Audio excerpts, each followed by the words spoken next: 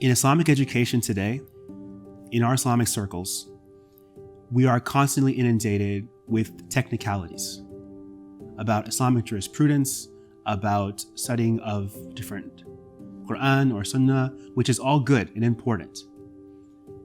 Where is the compassion? Where is our connecting to our own hearts and purifying them? Where is our connecting to Allah? And where is our connecting to our environment and the people and the animals around us? You may find elements of compassion in the text and the tradition, but we don't make it relevant for how we're living today in our societies. Many times for Muslims, Islam becomes an impediment for their progression in society. They hide their Islam, they hide their identity, they change their names. They don't want to be seen or known as Muslim because it may hurt their chances in society. But we don't think about what is the utility of Islam. So someone who does not have Islam as utility can achieve wild success in this life. They can become the most rich person in the world. But will they have inner peace?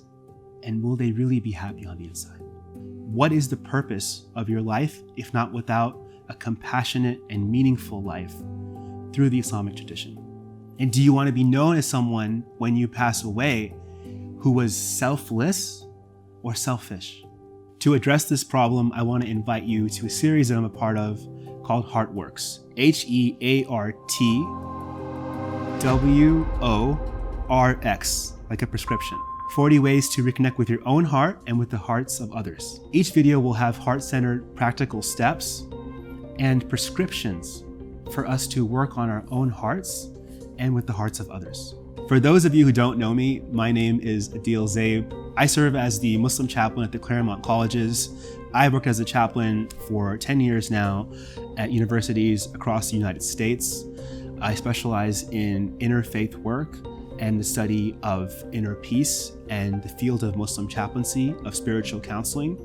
I began my formal Islamic studies studying with an instructor from the University of Medina, who set up an Islamic institute called Heartworks University, which is now in different parts of the Muslim world. I then went on to study at Hartford Seminary's Master's in Islamic Chaplaincy program and did additional studies both in the US and in Oman and Istanbul, Turkey at the Blue Mosque. The reason why I'm going through this laundry list of credentials is because I want to take all of this information, all of these years, this decade, or perhaps even more than a decade, of knowledge, experience, self-development, inner work, trainings, even counseling that I've done for myself, and give it to you because I haven't seen anybody else put that out there for the community. I look at things from a compassionate, heart-centered lens. Even the most conflict-driven areas, I will still try to see some way, some hope, some way we can find some compassion and find some hopeful way forward in that. But what happens is, more often than not in society, because of politics, because of commercialization, because of agendas, we have lost our compassion. We do not have a heart-centered approach to the way we look at life. And that's what I want to teach people so we can benefit in our society. I know the material in this series works because I do it on a regular basis in my work as a university Muslim chaplain, my own students. I didn't grow up as a religious person. I wasn't into Islam. Everyone thinks that I grew up in some kind of like Imam and Sheikha household. That's not what happened when I was growing up. I went to Sunday school for a day and a half, my entire life. 1.5 days, my entire life. It wasn't until I was in college that I went to Umrah in, of course, Mecca, Saudi Arabia, where I had a spiritual awakening. When I came back to college, there was no one there. There was no guide, no one to teach me how I'm supposed to be a Muslim. I had no one to, so I started to do things, external things, just try out different things. And ultimately what happened was, it led me to leave Islam for a little bit. And then once I got a good mentor and a good leader who could guide me and teach me what Islam really meant, then I felt like I was back on a track. But what was still missing was I didn't understand this ingredient of compassion in Islam. And this has transformed my life.